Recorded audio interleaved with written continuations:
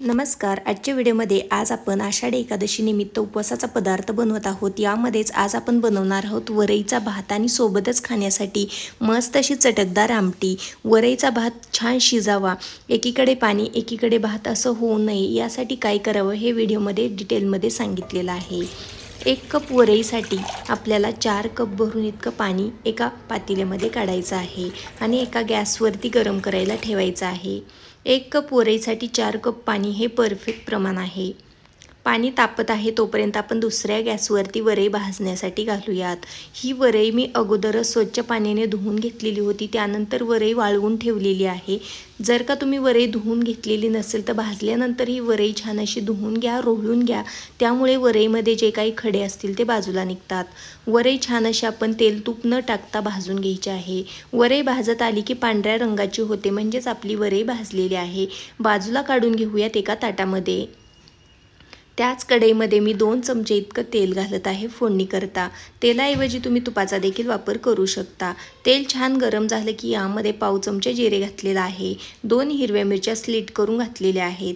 जिरे उपवासाला चालत नसेल तर नाही घातलं तरी देखील चालू शकतं. कच्चे शेंगदाणे घालूयात आणि छान असे परतून घेऊयात. शेंगदाणे आवडीनुसार कमी अधिक करू शकता. सोबतच घालूया एक मीडियम साईजचा अगदी साल काढून बारीक चिरून घेतलेला बटाटा हा पातळसर स्लायसेसमध्ये इथं आपल्याला चिरून घ्यायचा आहे. बटाटा थोडासा परतून घ्यायचा. त्यानंतर इथं आपल्याला भाजून घेतलेली वरई घालायची आहे. जर का तुम्ही वरई अगोदरच धुवून ठेवलेली नसेल तर या स्टेजला भाजल्यानंतर तुम्हाला वरई धुवून घ्यायची आहे, जेणेकरून वरई रोळली तर त्यामधले खडे पूर्णपणे निघले जातात. अगदी 1 ते 2 मिनिटासाठी ही वरई छान अशी आपल्याला परतून घ्यायची आहे. त्यानंतर यामध्ये घालायचं आहे गरम केलेलं पाणी. वरई अगोदर भाजून घेतल्यामुळे ती आपल्याला दातांना चिकटली जात नाही, मस्त वरई फुलली जाते. आता यामध्ये आपल्याला 4 कप पाणी घालायचं आहे. पाणी परफेक्ट घालायचं आहे, 4 कप भरून इतकं. त्यामुळे वरईचा भात मस्त शिजला जातो. चवीकरता मीठ घालत आहे. काही जण उपवासाला मीठ खात नाहीत, नाही घातलं तरी देखील चालू शकतं. आता गॅस अगदी मीडियम ठेवायचा आहे. झाकण ठेवून हा भात छान असा शिजू द्यायचा आहे. भात शिजत आहे तोपर्यंत मस्त अशी चटकदार आमटी बनवूयात. त्यासाठी या इथं मी अर्धा कप इतके शेंगदाणे भाजण्यासाठी घातलेले आहेत. शेंगदाणे छान असे खमंग भाजून घ्यायचे आहेत, त्यामुळे आपल्या आमटीला छान असा चव येते. या इथं शेंगदाणे छान असे भाजून झालेले आहेत. एका मिक्सरच्या भांड्यामध्ये काढून घेऊयात. आता यामध्येच घालायचं आहे आपल्याला पाऊण कप इतके ओल्या खोबऱ्याचे काप.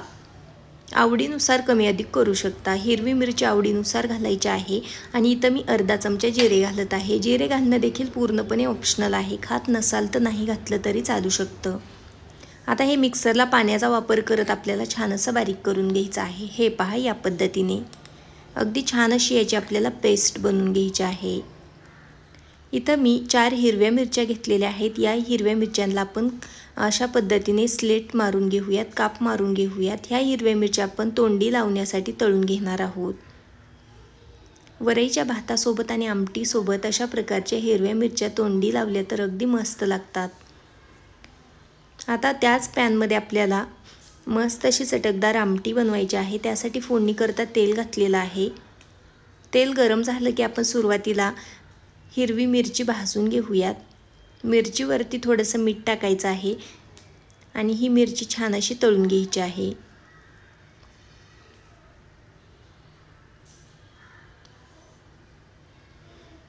या इथं मिरची छान अशी तळून झालेली आहे. बाजूला काढून घेऊयात पॅनमधून. आता त्याच तेलामध्ये आपल्याला आमटीची फोडणी द्यायची आहे. त्यासाठी सर्व बनवून घेतलेलं वाटण आपल्याला या तेलामध्ये घालायचं आहे.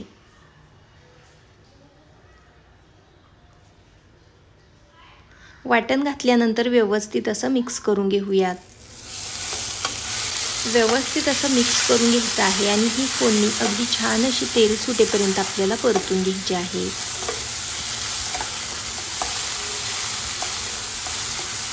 वरईची आमटी बनवत आहोत तोपर्यंत आपला भात देखील छान असा शिजत आहे. या इथं ही फोडणी आहे ती अगदी छान अशी 2 ते 3 मिनिटासाठी परतून घेतलेली आहे. त्यानंतर बघू शकता अशा प्रकारे ही फोडणी तयार झालेली आहे. आता यामध्ये आपल्याला मिक्सरचं भांडं विसळून पाणी घालायचं आहे.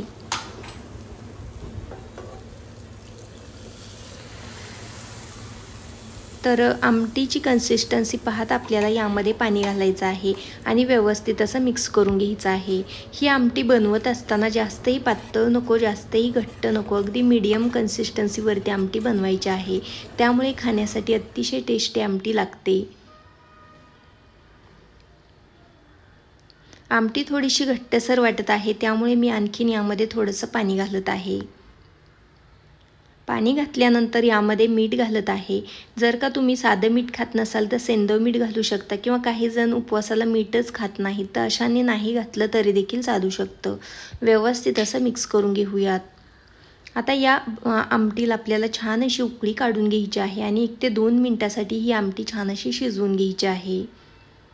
गॅस अगदी लो टू मीडियम ठेवायचा आणि ही आमटी मस्त अशी शिजवून घ्यायची आहे। तर इथं बघू शकता ही आमटी थोड्या वेळासाठी मी शिजवून घेतलेली आहे। त्यानंतर इथं आपली मस्त अशी चटकदार उपवासाची आमटी बनवून तयार झालेली आहे। या आमटीचा सुगंध म्हणाल तर अगदी घरभर दरवळत आहे, अशा प्रकारची टेस्टी आमटी बनवून तयार झालेली आहे। तोपर्यंत आपला इथं भात देखील बनवून तयार झालेला आहे। गॅस बंद केलेला आहे। भात अधूनमधून न हलवता अगदी मस्त असा परफेक्ट भात बनवून इथं तयार झालेला आहे। बघू शकता तुम्ही, अगदी छान असा इथं वरईचा भात शिजलेला आहे। थोडासा हा भात आपण कढईमधून मोकळा करून घेऊयात।